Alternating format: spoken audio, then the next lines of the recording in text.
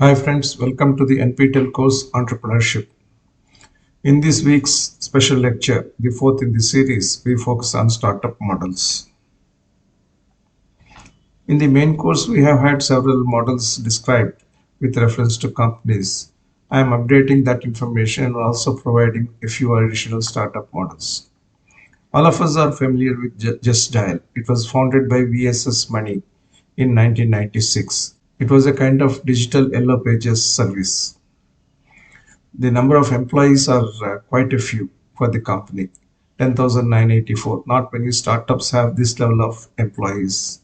That there lies the success of Just Dial. That is the connectivity they have with the physical establishments all over the country through face-to-face knowledge of the business and the services they offer. It is a publicly listed company. It started in a humble manner in a hired garage with borrowed furniture and just 50,000 rupees as an investment. However, it became quickly a fancied search website in the country. With continued successes, Just Dial entered various other international markets, including UAE, Canada, UK, and USA, and it has 15 offices in such countries. Given that Just Dial has enormous marketing database, Reliance Retail acquired Just Dial on September 1, 2021 for a consideration of 3,497 crore. What was the revenue model of Just Dial? SMEs register with Just Dial. Just Dial verifies the information because the trueness that is there in the information, the credibility is very important for Just Dial to be a preferred site. Caller asks for the information. When we say caller, the customer. Sponsored results sent through various mediums to the caller. Caller buys the product of the sponsored clients and Just Dial earns a percentage of sales. It started with Ask Me in 1989 for VSS Money. Although it failed, the learnings were very useful. So he is understood that having a number that is very high on recall was essential, and a fancy number was therefore procured by him 7 times 8, and that was the start of getting known as a local search agency. After acquiring a strong database, the company focused on diversifying local businesses with people who used to search for local services such as carpenters, plumbers, providers of items, etc. The business strategy involved low price and capturing the local market. However, Just Dial did use luminaries such as Amitabh Bachchan and Boman Irani as brand ambassadors to promote the brand over television and radio. ChargeBee is an interesting model of digital age. Founded in 2011, subscription billing and revenue management were the key services offered by ChargeBee. It has today an employee count of nearly 600 people. It is a private company and a market valuation of $3.5 billion takes it to higher slot of unicorn club. What they thought was that by utilizing AWS, they could build a software with very few overheads and service customers from different countries and support several currencies and dozens of popular payment gateways. It was founded to help businesses better manage recurring billings and online subscriptions. The pain that was there in processing cross-border transaction was sought to be minimized. Secondly, it followed a subscription-based business model where the customers are charged on a recurring basis for a product. ChargeBee really works well for companies which have new revenue streams and subscriptions, with ARRs ranging up to $20 million. One of the success factors for startups in digital age is to have a plethora of alliances. The company has forged such strategic partnerships with companies like Stripe and WorldPay to penetrate different markets. In the US and a lot of other countries, Stripe is the preferred partner, while in APAC and enterprise segment, WorldPay comes to their aid. Delivery is an interesting startup model. It is one of the most prominent replica of digital delivery model in physical terms.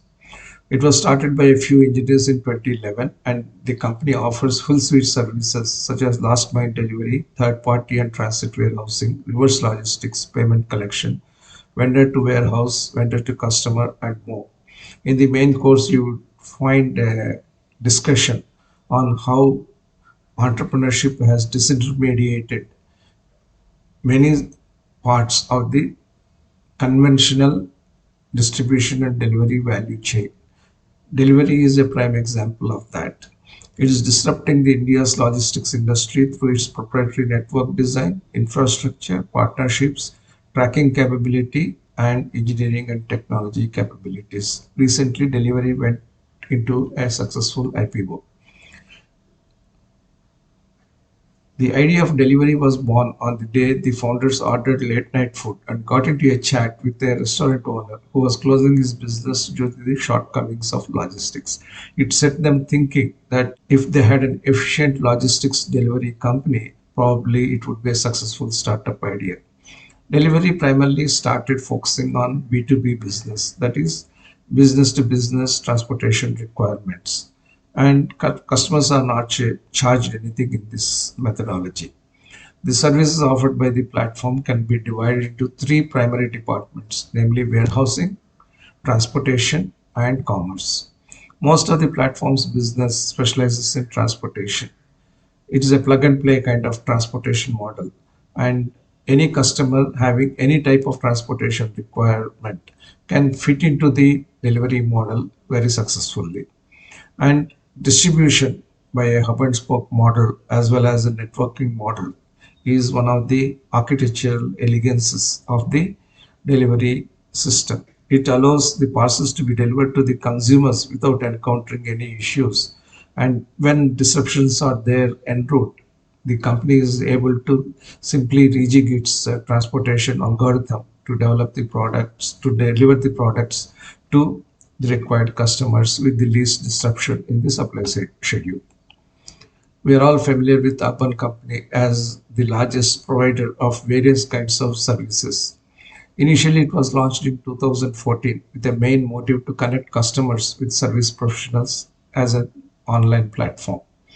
Number of employees are 20,000. Now it has 35,000 service partners across 35 cities in India. Probably there is no service related to homes and businesses, offices and industries that Urban Company cannot fulfill. In a way, it has moved informal sector of, let's say, carpenters, cleaners, plumbers, repairers, and so on into the formal system which Urban Company claims to have. It started with failures. The founders were not very successful with their first startups.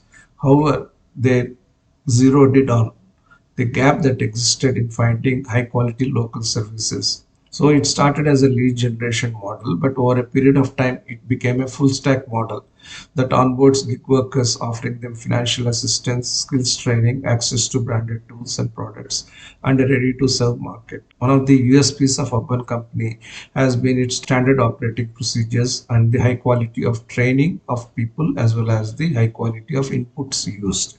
And this became much more important during the COVID-19 era.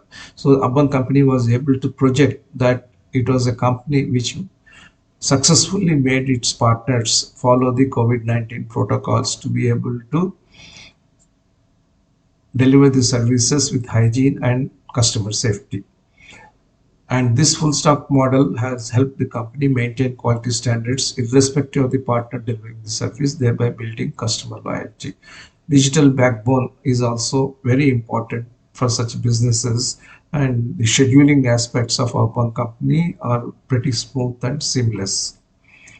Credit is a Bangalore-based startup offering rewards to consumers who use the platform for paying their credit card bills. It was established in 2018 to take care of credit card payments, house rent payments, short-term credit lines. Today, it has an employee base of 650 people. It is not publicly listed, it is privately held, and the market valuation is $4 million. Credit controls, interestingly, 22% of all credit card payments in India that occur on a monthly basis. Credit introduced Credit Mint on August 20, 2021, which will serve as peer-to-peer lending feature that can be used by the customers of Credit. The business model of the company consists of three parts. Customers who pay credit card bills, and they can do it through payment apps or directly through their bank. But with credit, they get more benefits of performing the same activity of paying their credit card bills through the app. Secondly, there is an app which is dedicated for the users. The users sign up on the app and can see all the available offers on paying their credit card bills. As they continue to pay bills, they accumulate credit coins, which they can redeem for the rewards. And finally, there are businesses that display offers on credit. To provide these offers, credit must bring businesses on board and form tie-ups with them. Businesses young and old benefit from the visibility they gain on the credit app as the user base is comprised of buyers from all walks of life. What you notice from credit's model is that the startups require not merely resources and scale up capabilities, but the ability to enter into contractual arrangements with various stakeholders, particularly businesses, and therefore offer higher level of service capability to the widely spread consumers. In fact, if Zomato and Swiggy didn't have the multitudes of restaurants and kitchens under their fold, contractually bound, the model would not have been successful. So one of the important aspects of startup growth is also the administrative element, the negotiating element that is part of successful scaling up for these kinds of startups. Otherwise, the model is safe whether it is just Chennai in a particular location or it is all India. The scale can only occur when there are contractual arrangements with all the stakeholder businesses to be represented on the digital app. Cred has done that very successfully, and so have Urban Company, Swiggy, Zomato, and so on. Let's look at another startup model from a different business. It is FirstCry. It is focused and targeted on the little kids that are born, the babies that are born, but the real targets are the parents. It was founded in 2010 as Baby Products Retailing Company. It now has 2000 plus employees and it has a market valuation of $2 billion. The founder used to buy baby care and kids products for his son during his international travels, but he realized in that process the need for a platform which can cater to the needs of Indian parents and provide a range of national and international brands for the babies. Today, FirstCry.com has a product inventory of more than 90,000 items from around 1,200 international and Indian brands. The platform sees around 13 million unique users every month, with an overall engagement of 92 million users per month. In products like this, again, the inventory management and brand negotiation, as well as supply chain logistics, constitute the three pillars. FirstCry works on an integrated hybrid business model. It has offline stores which can be visited by customers, but also it has a huge online database and online network architecture. The physical stores are pretty high in count, 400 stores, of which 350 are franchise stores across India. And it also has run very innovative marketing campaigns. For example, it provides FirstCry box to every mother who has delivered a child across 6,000 hospitals in the country. And this has made a relationship develop between the parents and FirstCry. And as the babies used to grow, several needs of the babies used to be met by FirstCry through its innovative offerings. Here you have inventory management and marketing as the sole drivers, of course, along with the digital backbone. Startup model for off business is somewhat different. It is a services company focusing on financial services. Valuation is high at $5 billion, and the focus of the founders was on solving the B2B problems in India. It was a tech-enabled platform that was founded in 2015. It facilitated raw material procurement and credit for small and medium enterprises, and focus again was on the manufacturing and infrastructure sectors. Initially, the idea was rejected by as many as 70 investors, but now it is valued at $5 billion and is preparing for an IPO of $2 billion. How was that possible? because it executed successfully a business model that was on three pillars. First, good commerce takes care of better raw material prices, ensures standardization and reliability. Two, financing. It provides cash flow based products to aid commerce. And third, it offers digital services. Tender mapping and procure assistance offers are provided for better vendor management for its clients. So a host of services are offered for SMEs, which they would not have been able to in, embed into their process. And that opened up new growth opportunities for the SMEs, and therefore more companies started subscribing to the off business model.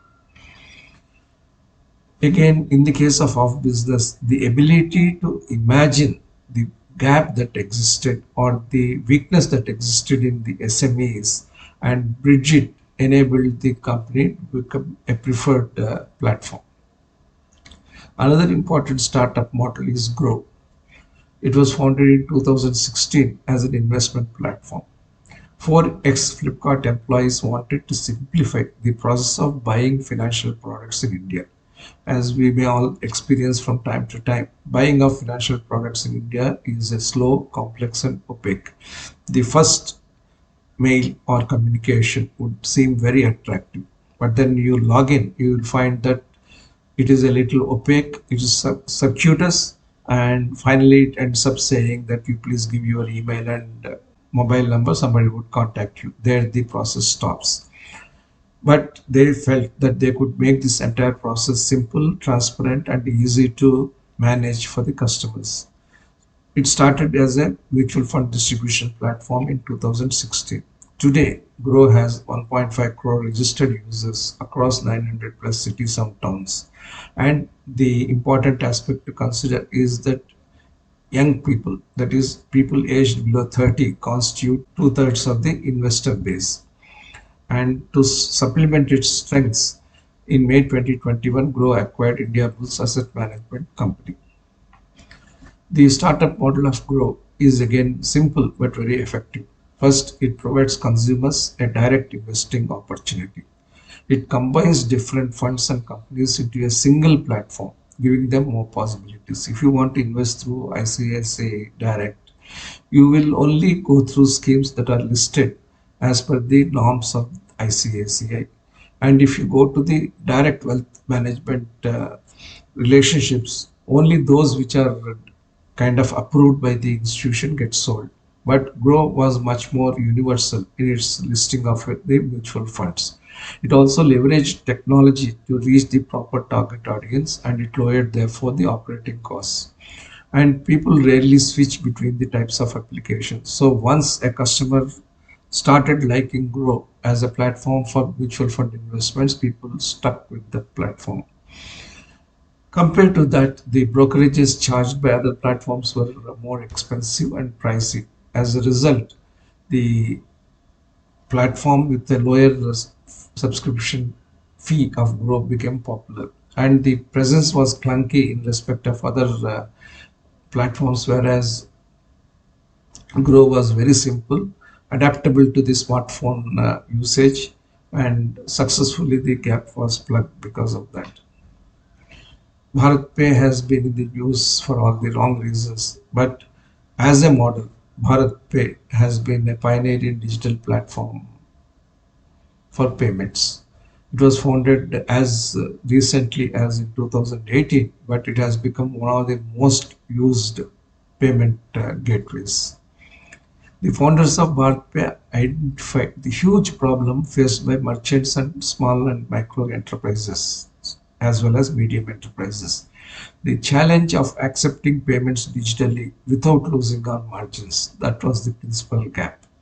They also realized that the awareness of the UPI system was next to nothing amongst these SMEs.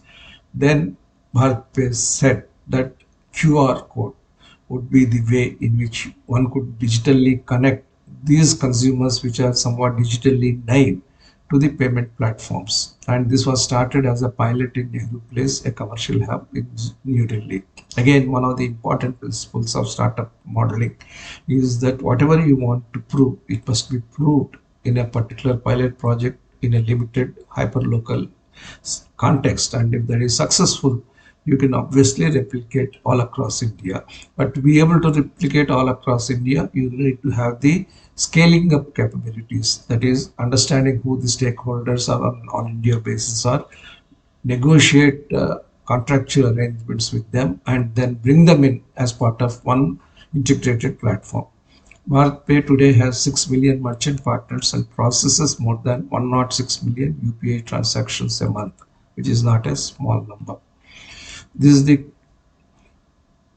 QR code, which tells us the kind of establishment that this QR code represents, the UPI, Beam UPI through which the payment will be done, and various other payments that can be used if somebody wants to use those payments or payment gateways for which comfort exists with the customer. This QR code was commercially launched in August 2018, and 6 months later, in a very short span, therefore, the company entered the lending space. So it tied up with NBFC companies to disburse loans. So peer-to-peer lending NBFCs were the stakeholders for BharatPe. And in quick time, BharatPe acquired the first set of merchants, but to retain and monetize them, it supplemented its acquisition with becoming a lending product and P2P investments platform. Also, BharatPe developed an AI-based algorithm. It kept on picking up signals on the kind of transactions a shopkeeper does, the kind of transactions its customers does, the usage of other products on the platform, etc. This gave an insight into the business's cash flow. And based on the merchant's loan history and credit score, the company could make a nice loan offer to the customer. For a filling shopkeeper, the fintech firm's NBFC partner processes the loan and credits the merchant's account in a few days. Therefore, the work that is done by the customer automatically generates a credit rating and credit scope, which is very useful for the customers. They don't need to go to a bank, make applications, defend themselves. The defense is part of the day-to-day work which the business does, which is seamlessly and quietly analyzed by the digital algorithm developed by BharatPe. Nykaa is another very interesting model in the fashion and beauty industry, set up by Falguni Nair in 2012. It is engaged in e-commerce for beauty, wellness, and fashion products. It has employee count of 2000 plus. Until recently, it was a private limited company, but it has become public limited recently with the establishment of its IPO successfully. What was the trigger for this? Again, personal experience. Genuine beauty products at affordable prices were not available. Therefore, Falguni Nair thought that Nykaa would be a very interesting opportunity. It started as an online corporation and then switched to following an omni-channel strategy, because fashion is one area where physical look and feel is also important, and also the very visibility of the brand store provides greater word of mouth publicity as well as confidence in the products. Nykaa has from the beginning followed a very robust marketing strategy, focused not only on Tier 1 cities but also on Tier 2, 3, and 4 cities.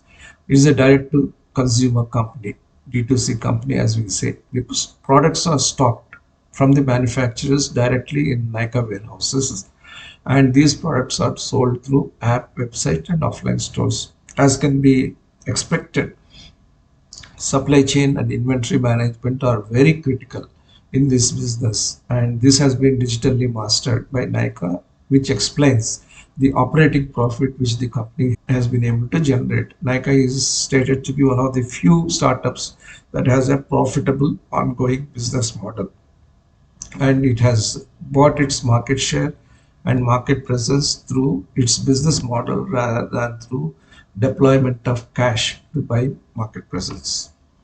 MPL is a gaming company. It was founded in 2018. It is a mobile esports platform, and the market valuation is $2.3 billion. It was initially started as a sideload app, and within a month it was released on Google Play Store. In February 2019, The app was also launched on Apple Store. MPL doesn't develop any games by itself in-house. Instead, it hosts about 60 plus games on its platform. Some of the games that are hosted are shown here: cricket, Ludo Win, and chess, caroms, and so on. MPL charges an entry fee from the players when they participate in any game. In addition, the tournaments retain a hosting fee amounting to 20% of the total raised from the participating players. The gaming apps also earn revenue through advertisements and in-app purchases. A large portion of MPL's customers comes through referrals. MPL also focuses on customer satisfaction through smoother API response and performance. MPL understood one important thing in this business of gaming. Every millisecond is important in gaming. To foolproof the application so that players do not experience any lag, MPL has maintained an API response time of 30 milliseconds or less since launch. Pristine Care is a health tech company or a medtech company, and it was established to simplify the experience of surgery. It was established by doctors, and today it has an employee count of 2000 plus. It is a public limited company. COVID-19 pandemic showed the strains in India's healthcare system. The founders of this startup saw a massive gap early on in 2018, much before COVID-19 came to India. They launched Pristine Care with a focus on patient-first approach. It has partnered with 400 hospitals across 30 cities to provide surgeries and treatment for proctology, urology, ENT, vascular, gynecology, and more. It was started with an aim to simplify surgeries in India, follow the asset-light model, which ties together a distributed ecosystem of healthcare infrastructure with technology. It helps patients in elective surgeries. It provides a full range of pre and post surgery services, such as processing health insurance claims, hospital admission paperwork, doorstep pickup and drop services, home delivery of medicines, and free post surgery consultation. Anyone who has had the unfortunate experience of being in the hospital or taking a loved one to the hospital would experience this pain of having very challenging pre-surgery and post-surgery environment. Getting admitted is an issue, getting discharged is an issue. The paperwork is an issue. The so-called cashless payments take their own sweet time to get sanctioned. So everything around surgery is challenging. Not only that, surgeries are also kind of elastic in terms of the timing as well as in terms of the expenses. Therefore, Christian Care really made life simple for the surgery requiring patients, and it was an innovative full stack care delivery model. And the company, because of the success, was able to double its surgical centers to 800 in 2021. I think it is a model that has to be followed. This is one of the reasons why some hospitals have started saying that there could be a relationship manager attached to people who would like to opt for such a service. And also, people are moving to a model where a fixed cost surgery is performed. So the competitive pressure generated by these kinds of startups in the healthcare system are also improving the services that are offered by the core healthcare providers such as big hospitals and clinics. Rebel Foods is another interesting startup. The founders thought that they would make a McDonald's in India of indigenous capability. Established in 2011, it was an online restaurant company operating cloud kitchens. It is again people-oriented business. 6,000 employees exist, and market valuation is $1.4 billion. So they adopted the cloud kitchen business model because in 2011 itself they realized that phone-based and digital-based food delivery business was fast growing, and the customers preferred it over visiting a physical outlet. It has tied up with various other startups, including Lunchbox, which will be covered in the main course as one of the examples. There are three things in the Rebel Foods operating model. One, a full stack technology from inventory and kitchen management. all the way to demand management and fulfillment. Two, supply chain capabilities for sourcing, warehousing, and moving input materials safely in any shape and form. Because the food is a perishable item, it has its own shelf life.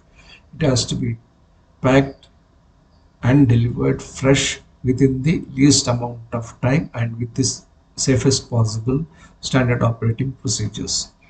Third, culinary expertise and capabilities to break down menus into small SOP-driven steps that don't require any additional skill will democratize this business. So this is the three-pronged strategy adopted by Rebel Foods to become a preferred food provider.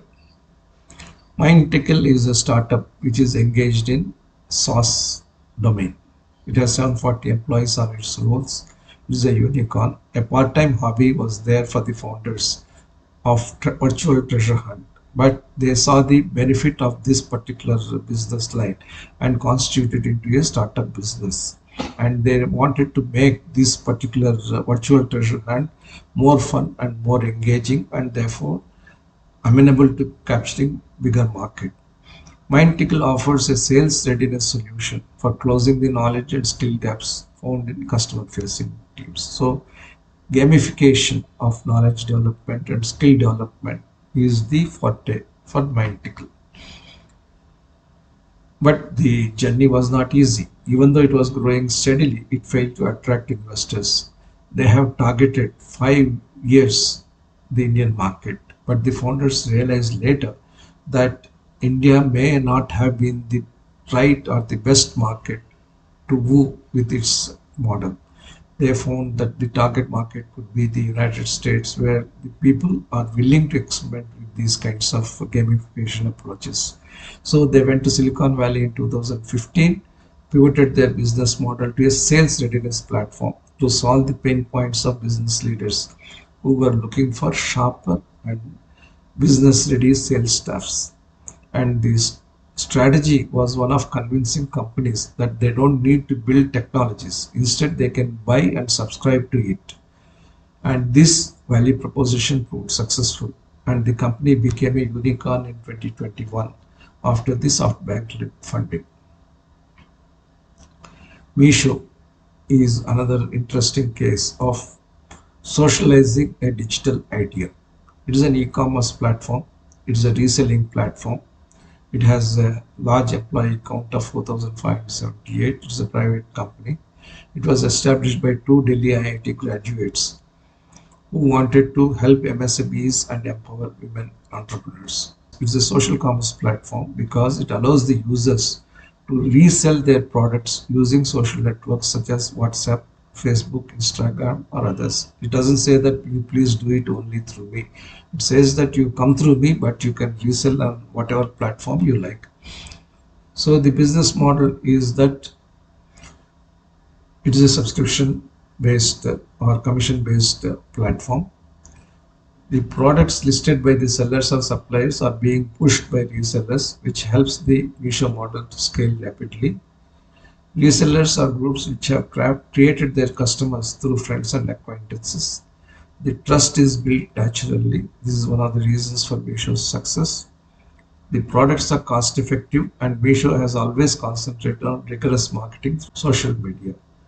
Meesho typically targets Tier 2 and Tier 3 buyers who usually order cheaper products, which is why Meesho's average order value AOV is rupees 400 to 500. But a multitude of small orders makes a good business for Meesho, and it has become a unicorn therefore. ShareChat needs no introduction. It was established in 2015 as a social networking platform. It has a market valuation of $3.7 billion. What was the driver for ShareChat? The founders felt that regional language expression is the one that was missing in the social media communication as was offered to the Indian population. Now ShareChat has over 250 million monthly active users across 15 Indian languages. So the focus is not on any individual but It's on individuals who want to share content in their regional languages. And the users are the content creators here. The share chat revenue model is based on advertising. However, the company also earns through payment transactions and sponsored campaigns. When TikTok, the Chinese video making app, was banned in India, ShareChat quickly moved into the space by launching a short video platform named Moz. The platform currently has 60 million active users monthly. So ShareChat was ready for this kind of opportunity that came up all of a sudden. Vedantu is another interesting startup model that consolidated itself in the online education space. It was founded in 2014 as an online tutoring platform. It was an offline institute initially. It was called Lakshya at that point of time. And the idea was to train students appearing for various exams. However, the founders soon realized that offline model has its own limitations and the scaling of business could only happen when we can use the digital technology. Hence, Vedantu was born as an online coaching platform in 2014. The growth of online education during the pandemic is one of the reasons for Vedantu's success. In recent times, the company entered the Unicorn Club in 2021. There are four pillars for Vedantu's startup model. One is a B2C business model, wherein it provides online tutoring to students in the K-12 segment. The company's revenue comes from subscription it's collecting from the students for the sessions. Fairly simple.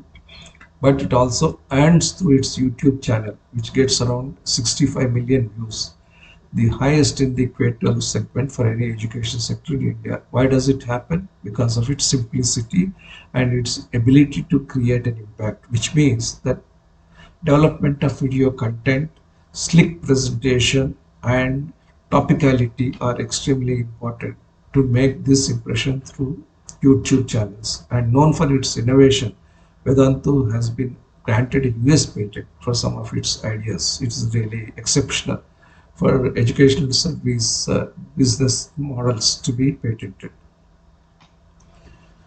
Blinkit is a fast delivery company. Earlier it was Grofers. Grofers itself was a pioneer in grocery deliveries. Established in 2013 as an instant delivery service. Instant those days was anything around 1 hour or 2 hours. But today we talk about instant as between 10 minutes to 30 minutes. Grofers was started in order to solve the problems of the unorganized consumer products delivery sector, and the name was changed in 2021 to Blinkit to be in line with its vision to embrace quick commerce. So what do? They try to improvise on the model because they lost a lot of business to Big Basket, which had a more robust procurement mechanism, more robust supply chain and warehousing mechanism, and a better delivery backbone. Blinkit decided to reconfigure itself. It pivoted its business model to quick commerce, rebranding itself as Blinkit. Zepto is another competitor which came into this space. Quick commerce or Q-commerce works on the USP of promising delivery within 10 to 30 minutes. And how could this be achieved? By having micro warehouses, which are also called dark stores. Dark stores because nobody knows that the startup has got those stores working for them. These stores are located closer to the point of delivery and are stocked with high demand products which are unlaced based on the purchasing patterns and supply patterns that occur. And this model has been successful for Blinkit compared to the earlier model which Grofers adopted. Interesting startup model called Fit. Earlier it was called CureFit. It was founded or co-founded by one of the original founders of Flipkart, Mukesh Bansal. Founded in 2016, it is focusing on health and fitness, and it is a private limited company still with a valuation of $1.5 billion. It focuses on three major aspects: fitness, online and offline workouts, diet, and mental wellness. The company rebranded itself as Cult Fit in May 2021, implying a vision of building communities or cults of fitness freaks or fitness oriented people. The business model involves a blend of coaching, engagement, and delivery through both online and offline channels. The target audience were people from urban cities. It has four platforms: Cult Fit for workouts, Mind Fit for mental health, Care Fit for consulting physicians, and Eat Fit for providing nutritious rich food to reach the audience. So you can see that physical activity, mental stability or mental health, ability to access appropriate medical advice, and ability to reach out to for nutritious rich food. They all make one integrated health platform, and CultFit has built itself on this model. The healthcare industry in India is no doubt growing since the pandemic, and within that, the fitness sector continued to be working well, mainly because of the online presence. People tune themselves to accepting and following online delivery of fitness lessons. And it also made a bunch of acquisitions since its inception, like Tribe Fitness, 1000 Yoga, and Christie's Kitchen. CultFit continues to grow and has entered the Unicorn Club in 2021.